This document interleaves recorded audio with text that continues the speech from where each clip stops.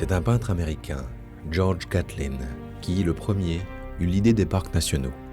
Il revenait d'un voyage dans l'Ouest et proposa que le gouvernement crée un parc contenant, disait-il, hommes et bêtes dans toute la beauté sauvage de leur nature. Depuis, son idée a eu du succès.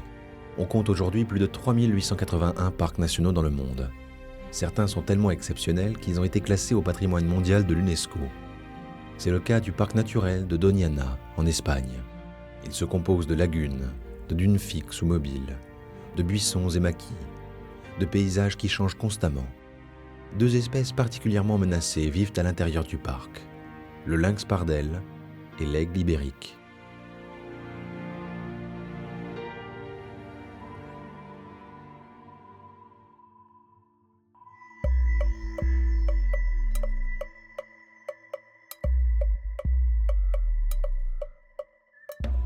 El Rocio se trouve à l'entrée du parc national.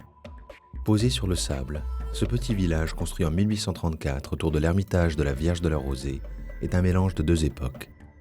Des touristes en voiture et des natifs à cheval. Ici, être cavalier n'est pas du folklore. De l'automne à l'été, les marais du parc se remplissent d'eau.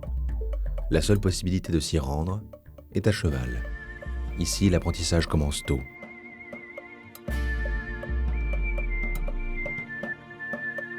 À 2 pas du centre-ville, des chemins de sable mènent vers la réserve. Les 54 000 hectares sont protégés par des grillages et des barrières. Cela n'a pas empêché un couple de lynx d'élire domicile à l'extérieur du parc. On peut le voir, avec de la chance, au petit matin, quand il s'apprête à chasser.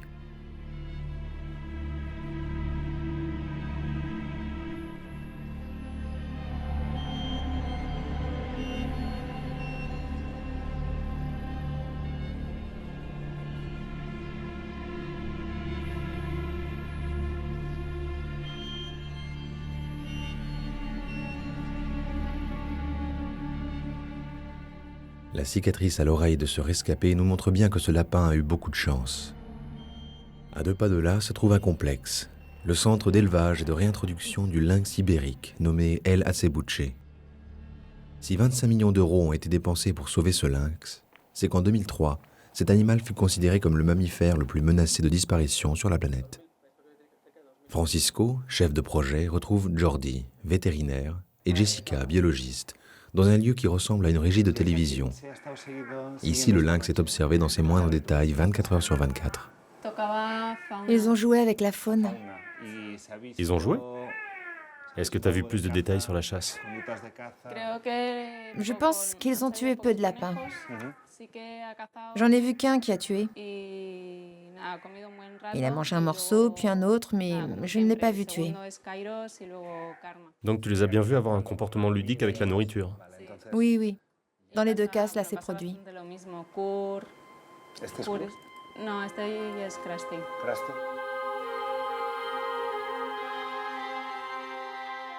Le système de réintroduction fonctionne bien. Des femelles donnent naissance de plus en plus régulièrement, jusqu'à 5 petits par portée. Pourtant, les naissances ne sont pas toujours faciles à gérer. Cette fois-ci, cette femelle de 8 ans nommée Biznaga s'occupe bien de ses petits. Pourtant, il y a 2 ans, elle les avait abandonnés. Les lynx nouveau-nés ont dû être élevés par les humains pendant 49 jours. Les chercheurs replacèrent ensuite les petits dans l'enclos de leur mère. Après 24 heures d'hésitation, elle reprit le dessus, retrouva son instinct maternel et offrit sa première chasse aux enfants qu'elle avait abandonnés. Cette seconde maternité s'est très bien passée. Leur mère a apporté toute son attention pour que ces jeunes puissent se débrouiller tout seuls dans leur vie d'adulte.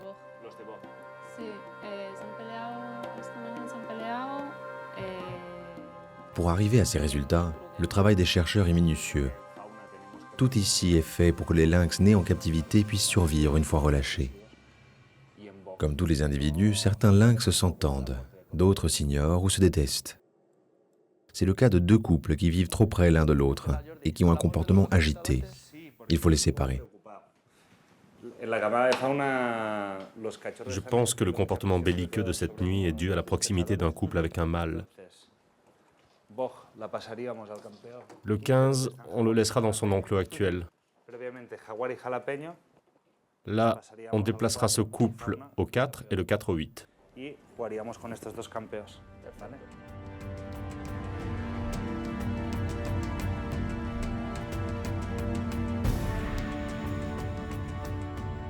C'est ici que tout se décide. Le centre administratif de Doñana abrite une cinquantaine de personnes qui travaillent toutes dans le même sens: préserver le parc national. Cette réserve biologique a été créée en 1964 par José Antonio Valverde pour offrir un refuge aux espèces menacées et un lieu d'hivernage sain pour les oiseaux d'Europe. En 1994, la Commission européenne a débloqué des crédits importants pour l'amélioration de ce parc. Des interactions entre les plantes et les animaux, en passant par des recherches moléculaires ou biologiques, de nombreux chercheurs travaillent ici pour permettre au parc de conserver ses atouts.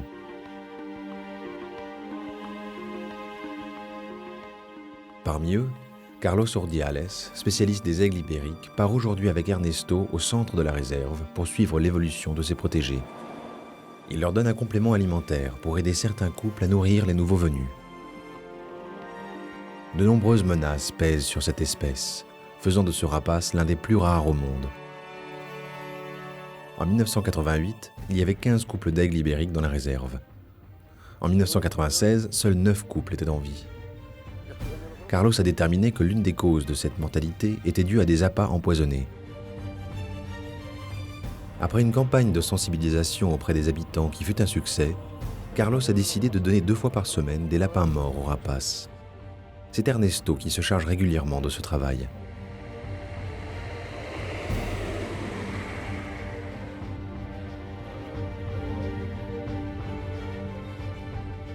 Carlos a ensuite équipé les aigles d'émetteurs radio pour pouvoir les localiser. Mais trouver les rapaces dans cet immense espace n'est pas une chose facile.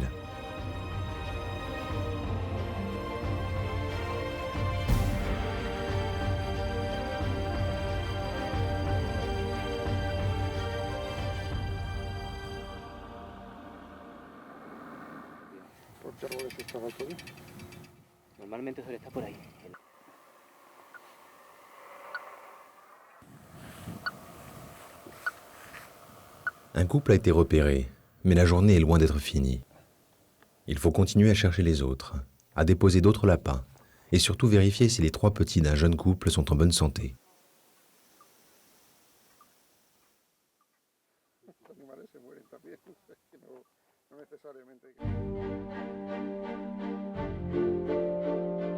La flore du parc naturel de Doñana est très riche.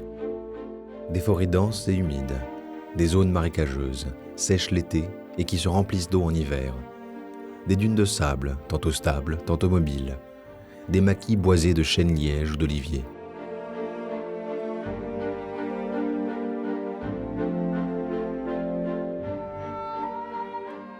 Dolores Combo Garcia, biologiste de formation, dirige le centre de recherche et de maintien de la flore du parc. Cela fait maintenant 15 ans qu'elle travaille pour sauvegarder les 900 espèces de fleurs qui sont répertoriées dans l'écosystème de Doñana. Souvent, Dolores se rend dans le parc pour avoir une idée précise de l'évolution de cette nature.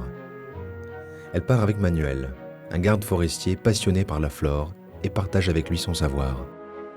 Juste à la sortie des bâtiments du centre de recherche se trouve une fleur rare qu'on appelle la moraine ou petit nénuphar. Cette plante d'eau est une espèce en voie de disparition. Dolores la cultive dans un petit bassin.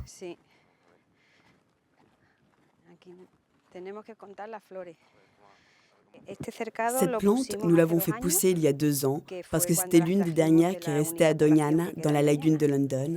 Agressée à l'état sauvage, elle se développe très bien ici, en captivité. Et après, en automne, nous la replacerons dans son habitat naturel, dans son lieu d'origine.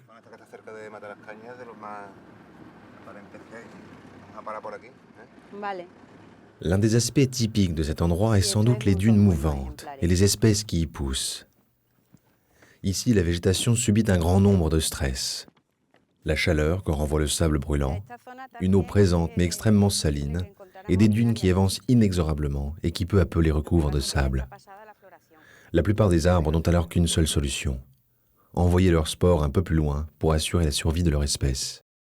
Cependant, ce genévrier a élaboré au cours de son évolution un stratagème particulièrement audacieux. Cet arbre avance avec les dunes, un arbre qui marche en quelque sorte. Il grimpe sur la dune. Ce n'est pas comme le pin. Le pin, lui, se laisse envahir par la dune et il meurt. Celui-là ne se laisse pas enterrer par son avancée, car il grimpe sur son sommet. Il a une racine pivotante et mobile, et elle monte au fur et à mesure de l'avancée de la dune, de manière à rester en permanence sur son sommet. C'est la même faculté d'adaptation que possède l'arbre qu'on appelle baron. Ces deux arbres sont uniques parce qu'ils savent même remonter une dune qui est en train de se créer en partant du bas jusqu'en haut.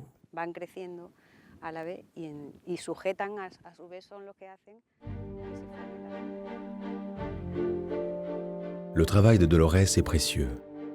Dans cet immense jardin d'Éden, la faune et la flore sont liées depuis la nuit des temps. Si l'une vient à souffrir, l'autre subira le même sort. Leur beauté, que nous savons fragile, mérite bien toute notre attention. Le parc de Doñana est un refuge ornithologique unique en Europe. Il accueille plus de 500 000 oiseaux qui viennent en hivernage chaque année. Beaucoup d'oiseaux y vivent toute l'année. Parmi eux, la sarcelle marbrée et le canard à tête blanche sont des espèces menacées. Des colonies de flamants roses viennent régulièrement chercher des vers dans les marécages. Ici, les saisons rythment la vie des oiseaux. L'hiver est le royaume de l'eau. Les marais gorgés d'eau se remplissent de grèbes et canards hivernants venus d'Europe de l'Ouest et du Nord. Avec la venue du printemps, Doñana se met en vert. Les hordes d'oiseaux hivernants laissent la place aux foules de nicheurs.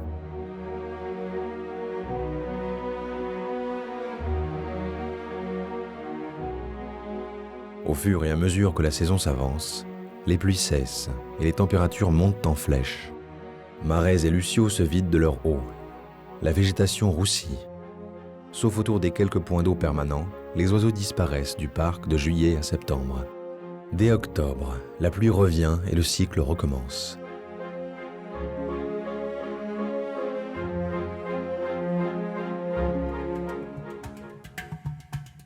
Pour permettre aux touristes de visiter le parc sans perturber l'équilibre naturel de la faune et la flore, l'administration de Doñana a mis à disposition des bus permettant au public de découvrir l'intérieur de la réserve.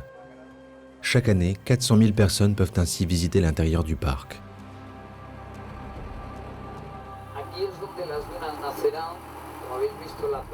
Ici, dans cette partie de notre parc national, il y a une immense plage.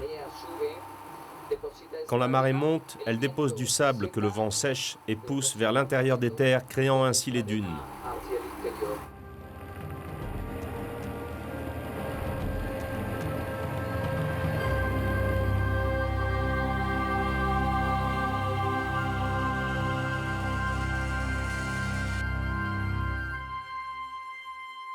L'arrêt au sommet de la plus grande des dunes est quasi obligatoire. Du haut de cette colline qui avance de 2 à 6 mètres par an, les touristes peuvent voir une grande partie du parc de Doñana. Dans cet univers de sable et de chaleur, avec une eau saumâtre, la nature a réussi à donner la vie à quelques espèces résistantes.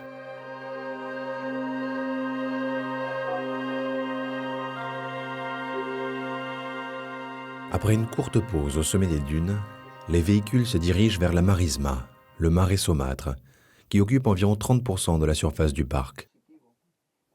Pendant la saison chaude, les cerfs, daims et sangliers viennent boire dans les trous d'eau et s'abriter de la chaleur sous les pins parasols.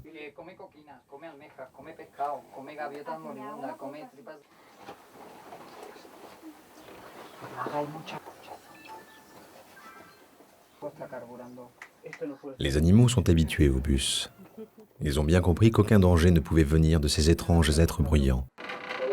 Une aubaine pour les touristes qui peuvent approcher de très près cette faune sauvage.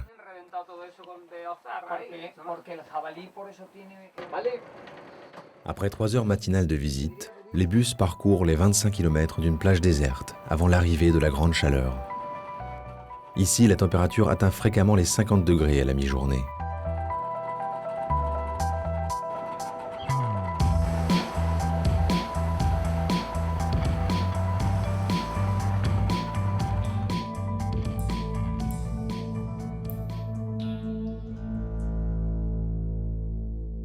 C'est l'heure où les vautours fauves profitent des courants chauds ascendants pour commencer leur vol de reconnaissance.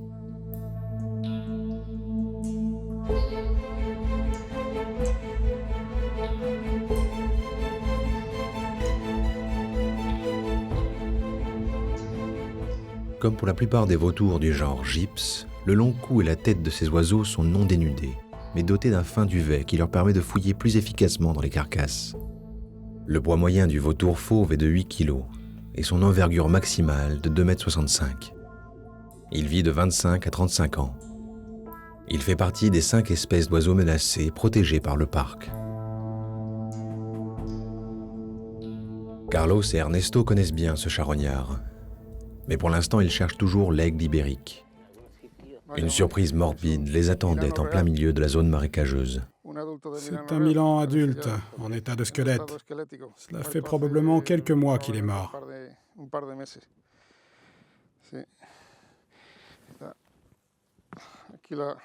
La taille des plumes nous montre bien qu'il était en pleine force de l'âge. Mais c'est difficile de savoir de quoi il est mort. Mon état de décomposition est beaucoup trop avancé pour avoir une bonne opinion.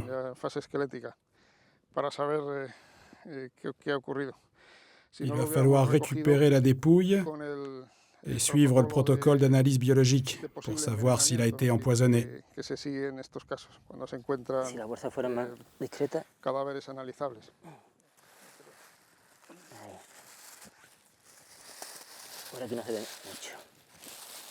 Sous la dépouille, Ernesto fait une découverte importante. Il a découvert une bague accrochée au tibia de la victime. Cela lui permet de savoir quand et où est né ce milan. Le numéro inscrit sur l'anneau étant bien noté, les deux hommes peuvent continuer leur périple.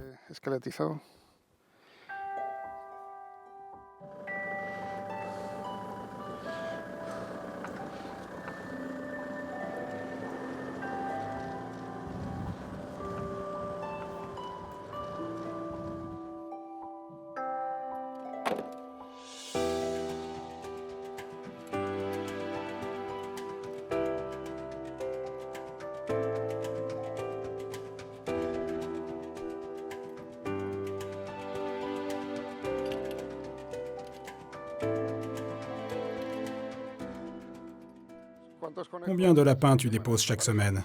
Eh bien, sur les 5 lieux, je dépose 2 lapins et je le fais 3 fois par semaine.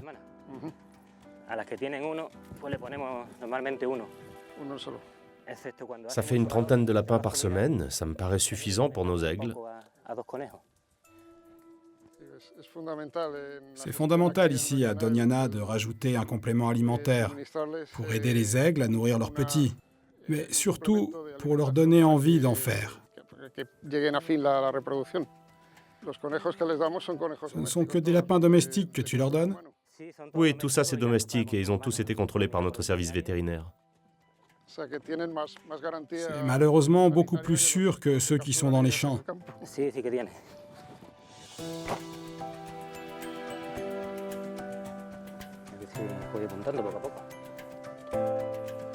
Maintenant, il reste 2 missions à accomplir. Déposer un dernier lapin sur une branche haute et vérifier que le nid des 2 jeunes aigles est en bon état.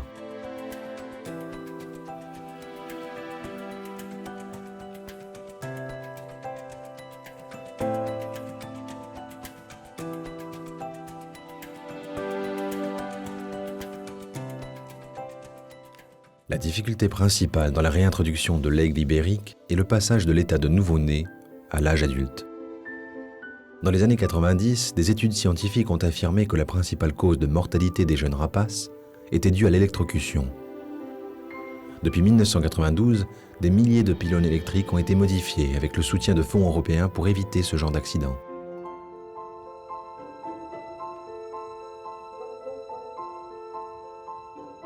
Perché en haut de cet immense eucalyptus, le nid n'a pas bougé. Carlos sait bien qu'à l'intérieur, des aiglons sont nés il y a peu de temps. Il a placé au sommet d'un arbre voisin une caméra pour pouvoir étudier les aigles quand ils élèvent leurs petits.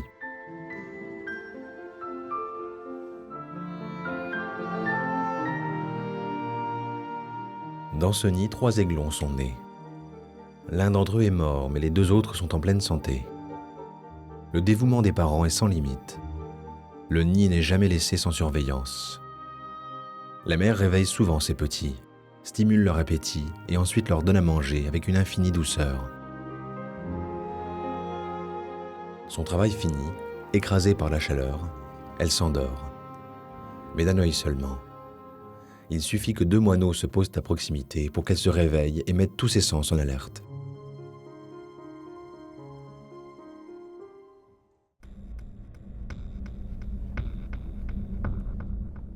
Pendant ce temps-là, dans le centre de réintroduction des lynx, Francisco va voir ses protégés. C'est le seul moment où les animaux vont pouvoir sentir la présence humaine proche de leur petit territoire.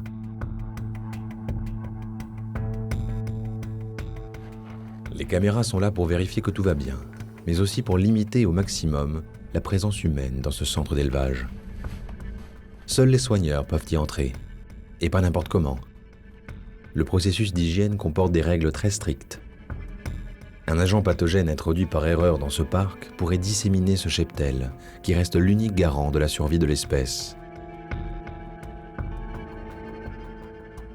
Dans ce centre de 2 hectares, les lynx naissent et grandissent sans associer l'homme à leur nourriture.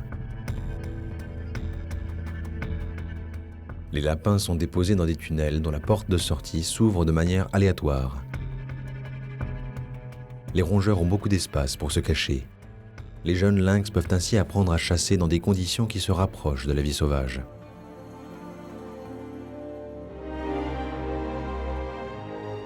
Depuis le début du programme, une 50aine de lynx sont nés ici et ont été réintroduits dans le parc.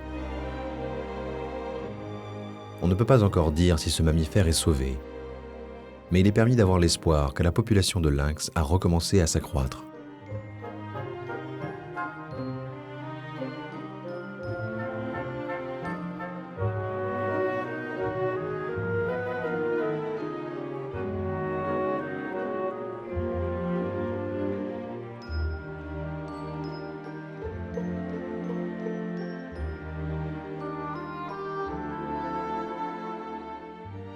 L'été prend fin. Pendant la journée, les cerfs restent près des forêts, souvent à l'ombre des pins pour éviter une chaleur. Mais à la tombée du jour, ils se réunissent par centaines dans les immenses marécages. L'eau va bientôt arriver et remplir ces plaines, apportant avec elle des milliers d'oiseaux migrateurs. C'est la période du brame.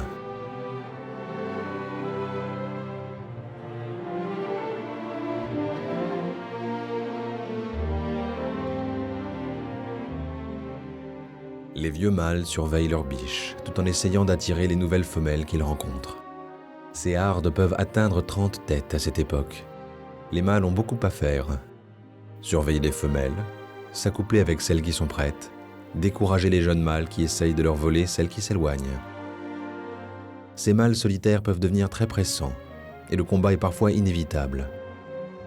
Des manœuvres d'intimidation peuvent suffire. Les vieux mâles ont de l'expérience. Sinon, l'intimidation se transforme en combat qui, dans la majorité des cas, n'engendre que des blessures.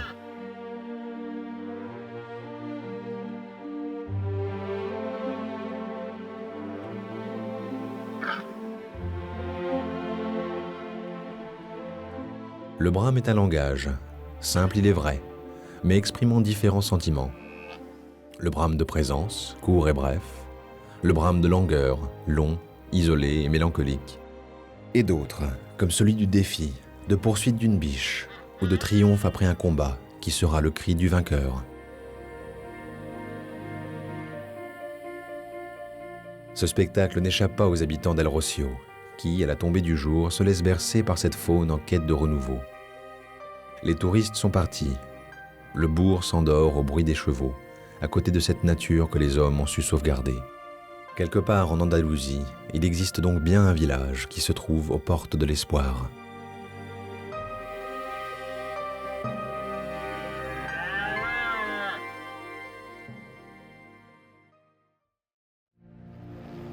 Pour se rendre compte de la magie du parc national d'Iguassou, il faut prendre un peu de hauteur et survoler les 1700 km² d'un des joyaux les mieux protégés du Brésil. Cette réserve est la région la plus riche d'Amérique du Sud en biodiversité. Mais les visiteurs ne peuvent accéder qu'à 0,05% de la surface du parc. Quand l'homme comprit qu'il ne pourrait vivre sans la nature, il passa un contrat avec les animaux.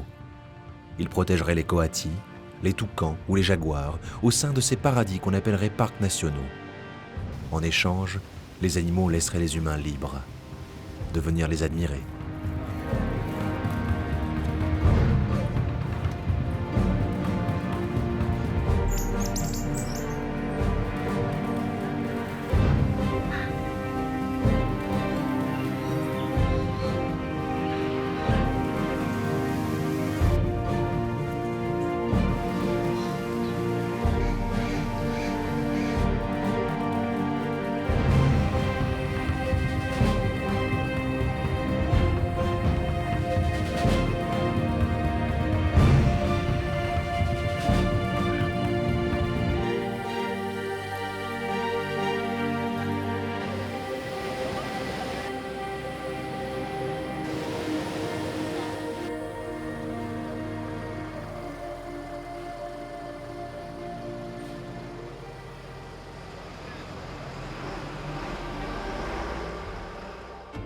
Jim est capitaine d'un des bateaux surpuissants amenant les touristes tout près des chutes les plus majestueuses du monde.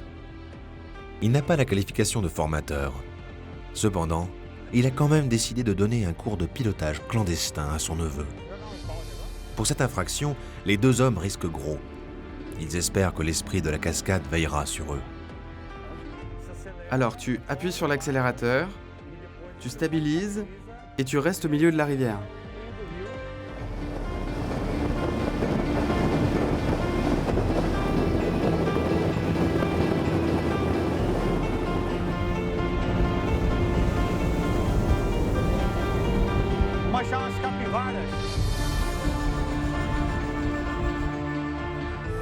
Regarde, c'est le territoire des capybaras.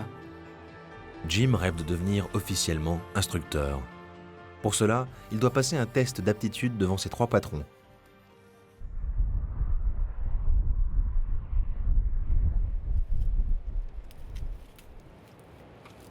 Au milieu de la jungle, un coati mâle blessé tente de survivre à une entaille causée par son principal prédateur, l'aigle royal. Le coati est un mammifère de la même famille que le raton laveur. La femelle coati, qui domine le groupe, chasse mieux que personne. Elle est responsable de l'approvisionnement. Un manque de vivres se fait ressentir. Les coatis femelles décident de partir à la recherche de nourriture pour alimenter le mâle blessé et pour assurer leur propre survie.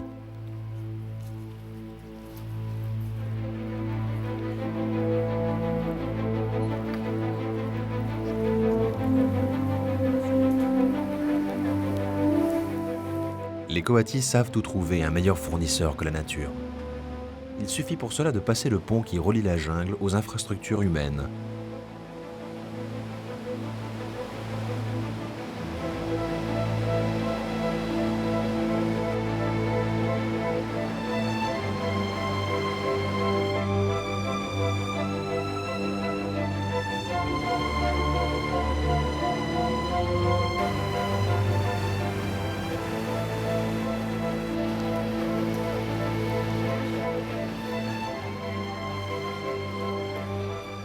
Le marché est surpeuplé. Il faut veiller à ne pas se laisser piétiner. Isidro et sa femme vivent au cœur de la jungle comme l'ont fait depuis toujours leurs ancêtres Guarani. Mais aujourd'hui, ils sont les seuls encore autorisés à vivre dans l'enceinte du parc national. Ils croient que le fleuve Iguaçu leur appartient et qu'ils pourront toujours y pêcher librement. Ils se trompent. Un visiteur brisera peut-être bientôt leurs illusions.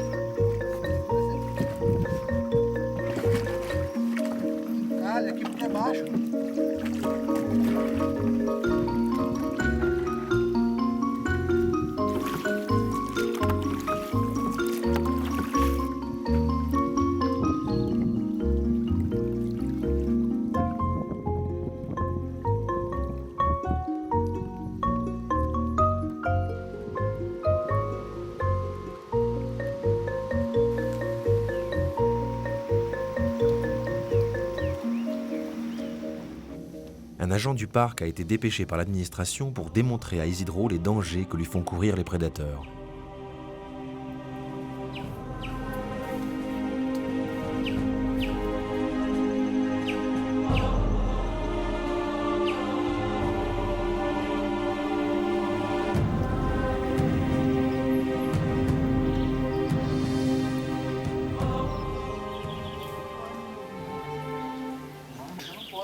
Vous voulez qu'on remonte la piste? Peut-être après?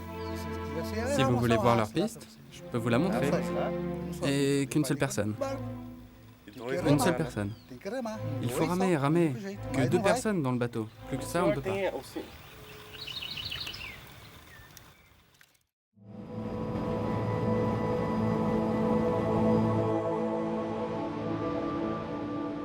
Les chutes d'Iguaçu sont situées au confluent des fleuves Iguazu et Paraná. Voici 200 000 ans, le lit du fleuve Paraná se fractura, donnant naissance à une chute de 90 mètres de hauteur, la Garganta del Diablo, et à 2 grands arcs de 275 cascades. Celle-ci couronne la gorge du diable d'un diadème de diamants qui scintille au soleil.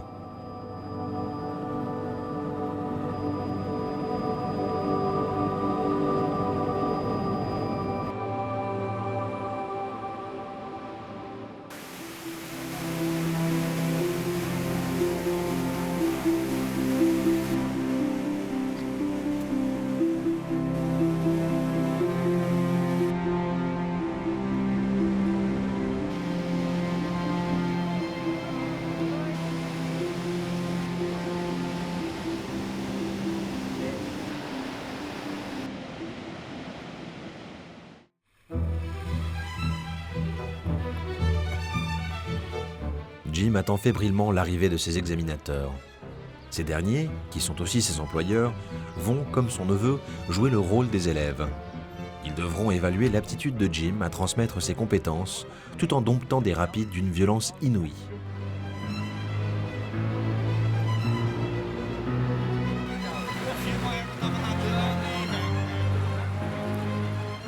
Le cours commence. Jim explique les manœuvres qu'il va effectuer sur ces courants capricieux. La moindre erreur peut être fatale.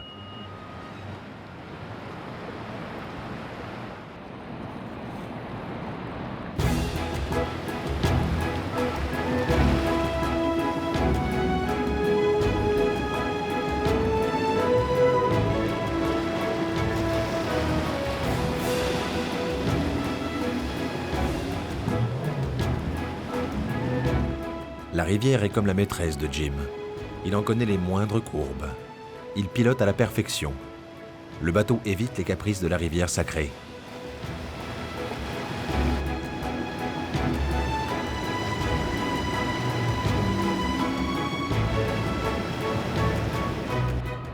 Jim a réussi son examen.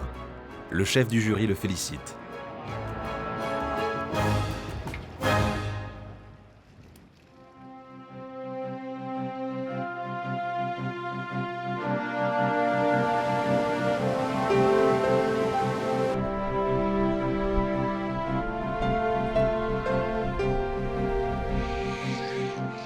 À quelques kilomètres au nord, Wilson, un ancien ranger du parc reconverti en botaniste, arrive au refuge pour oiseaux où il travaille. Cette arche de Noé moderne accueille plus de 800 espèces différentes, telles que le flamant rose ou la grue royale.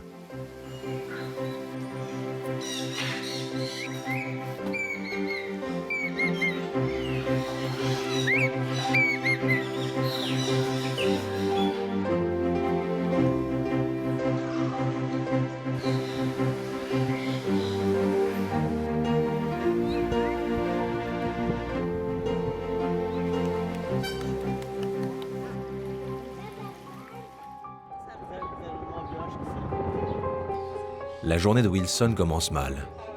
Des toucans refusent de se nourrir, sans raison apparente.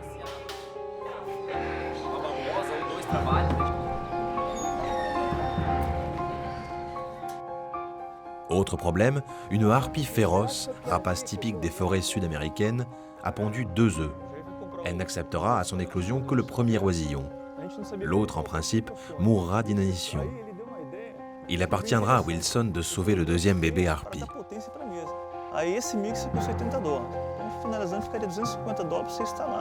Wilson a prélevé l'œuf et va le maintenir en vie dans une couveuse.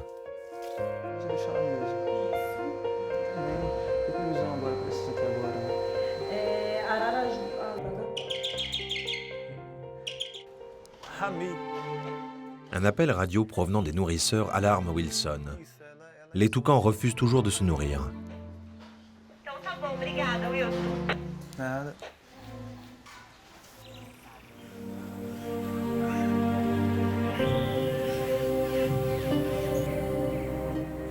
Un peu plus loin dans le parc, un tapir sauvage semble chercher l'affection d'un ranger.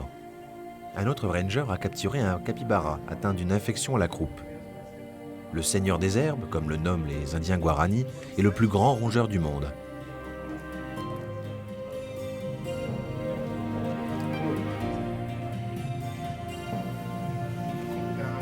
Le vétérinaire incise le cuir du capybara pour extraire le pus.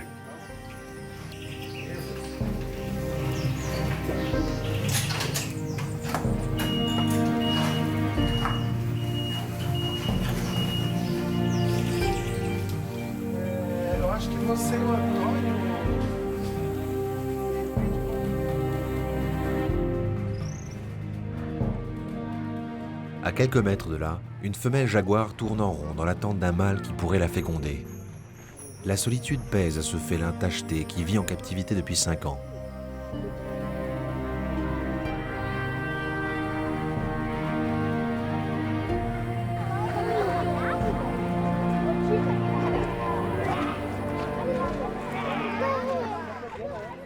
Des éclairs multicolores chatoient dans une cage. Ce sont des oiseaux en danger à qui les hommes ont offert leur protection.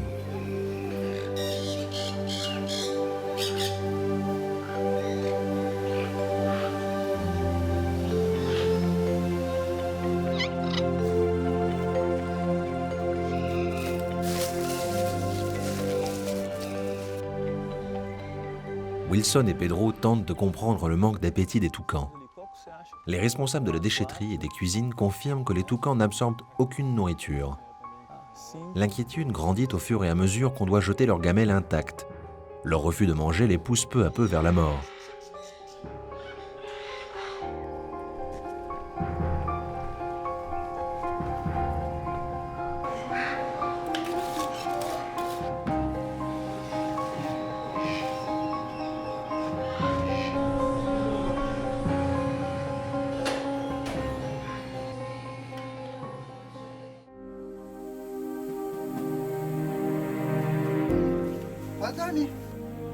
L'administration voudrait, sous le prétexte de sa sécurité, refouler Isidro, le pêcheur guarani, aux lisières du parc.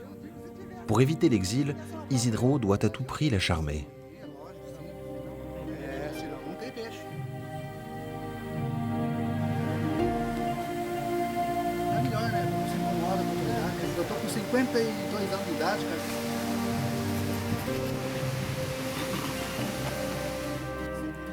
Le pêcheur veut prouver à l'inspecteur qu'il est chez lui, en ce jardin sauvage, que ses ancêtres l'habitaient déjà et qu'il sait y prendre soin de son propre sort.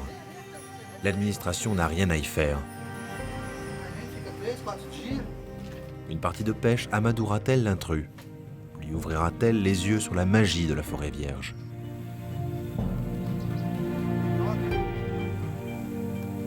L'agent se prend au jeu et accepte avec plaisir cette récréation. Le temps semble s'arrêter. Une tempête approche. Le pêcheur et l'agent doivent se mettre à l'abri. Le vent souffle de plus en plus fort.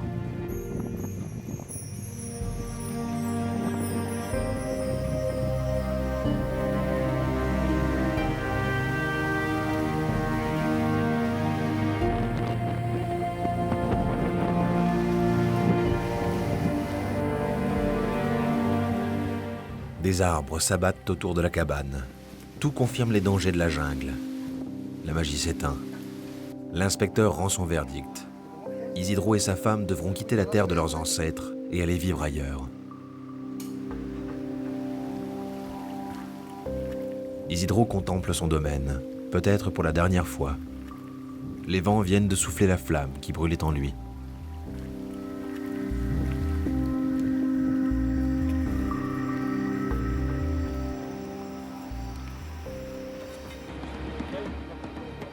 À quelques kilomètres de là, l'orage s'abat au-dessus des gorges du diable. Le niveau de l'eau monte dangereusement.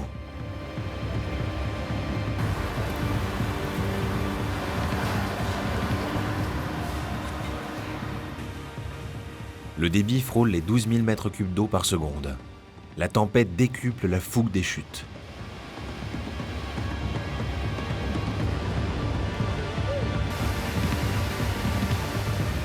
La puissance des éléments terrifie les touristes. Ils courent se mettre à l'abri.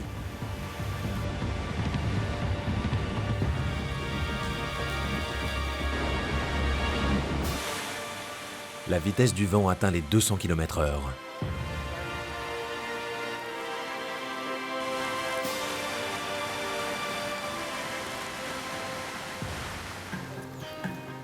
Au refuge, un jaguar a été capturé dans le but de féconder la femelle solitaire. Avant de le présenter à sa promise, il faut l'anesthésier. L'opération est délicate. Les vétérinaires ne veulent pas prendre de risques.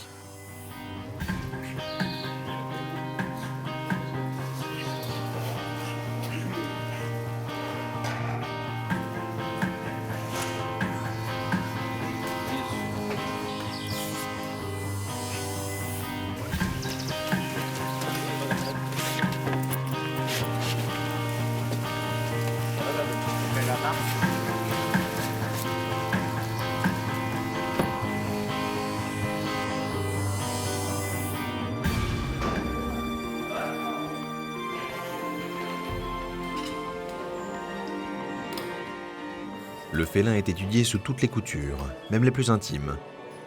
Un détartrage rendra son sourire plus éclatant. La femelle doit encore patienter avant que le vide de sa vie sexuelle soit comblé. Les coatis ont envahi les zones réservées aux humains et se régalent des mets succulents que ces derniers ont déposés dans les poubelles.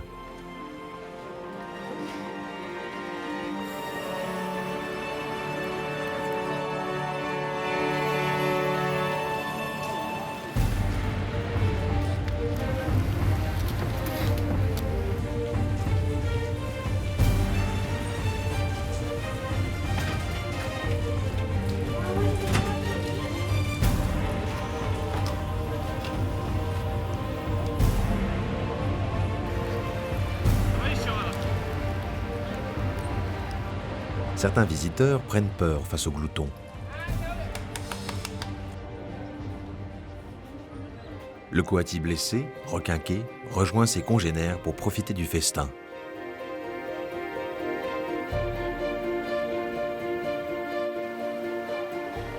D'autres visiteurs se prennent au jeu.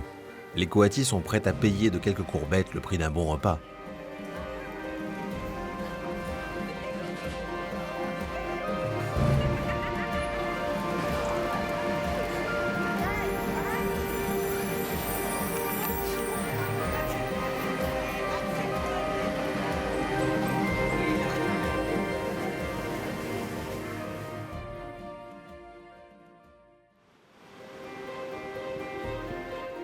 Après la pluie, vient le beau temps. Les animaux sortent de leurs abris et en profitent pour lézarder au soleil. Les touristes peuvent enfin reprendre leurs excursions dans le parc.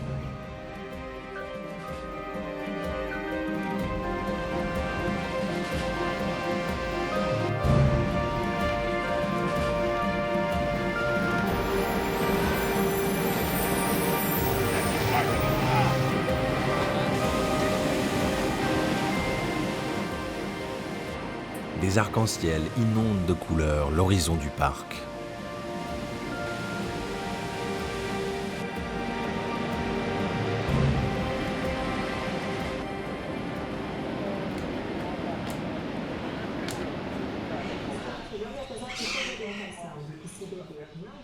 Réunion de crise au refuge. La tempête a provoqué des dégâts dans la jungle. De nombreux animaux sont blessés. Parmi eux, un jaguatirica, petit félin qu'on a recueilli après la tempête. Il était à 2 doigts de la mort. On soigne aussi des rapaces blessés et des oisillons affamés et transis de froid.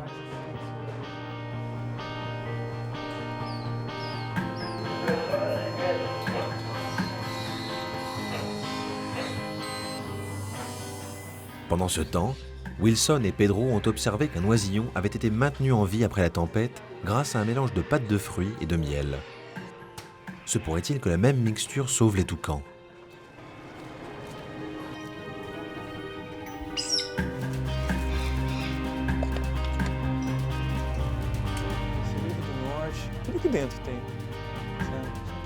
Les toucans succombent au délicieux mélange. Ils semblent avoir retrouvé l'énergie qu'ils avaient perdue.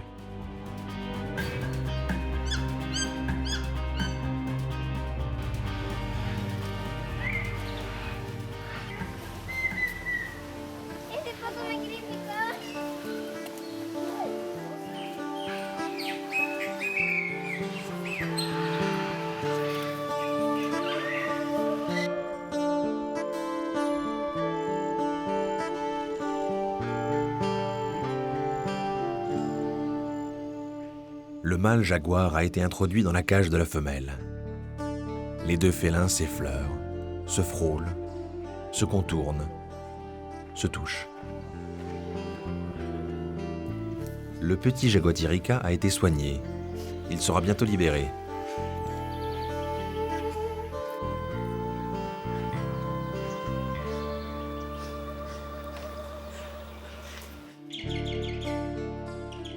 Le deuxième œuf de la harpie a éclos. Le petit sera le premier bébé harpie du parc à avoir été ainsi sauvé.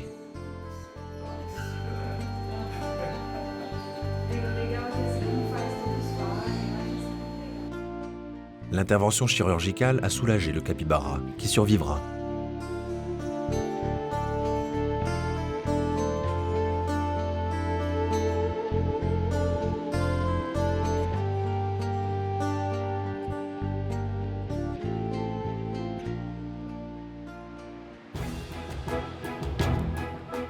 Le neveu de Jim peut enfin réaliser son rêve. Grâce aux leçons de son oncle, il devient officiellement copilote. Ils peuvent tous les deux dompter les rapides, s'approcher des chutes et faire partager leur passion à des centaines de visiteurs venus du monde entier.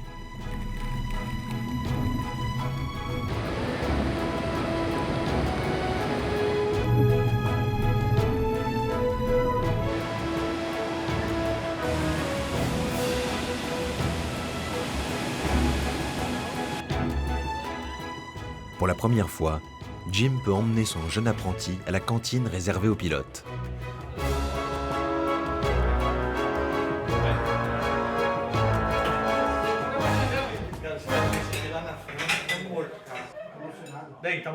Alors, ça te fait quoi de travailler ici?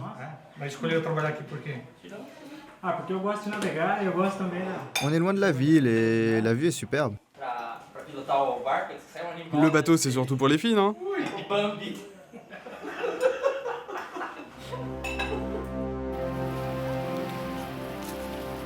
Les coatis continuent de vivre entre la jungle et les zones touristiques. Les visiteurs ne se lassent pas de leur clownerie.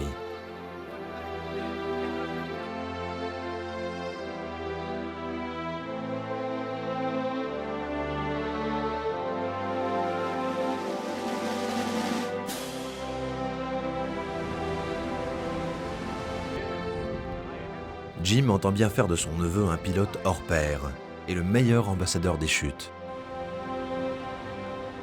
Isidro, le pêcheur guarani, a décidé de rejeter les injonctions de l'administration et restera sur la terre de ses ancêtres. Wilson et Pedro sont devenus amis et continuent de travailler main dans la main pour maintenir le pacte entre les hommes et les animaux. Fécondée grâce à l'intervention des hommes, la femelle jaguar enfantera dans 95 jours. Isidro, l'Indien, a juré que les chutes n'engloutiraient jamais les rêves de ses ancêtres. Comme lui, Jim et Wilson ne peuvent vivre à jamais que dans leur rugissement.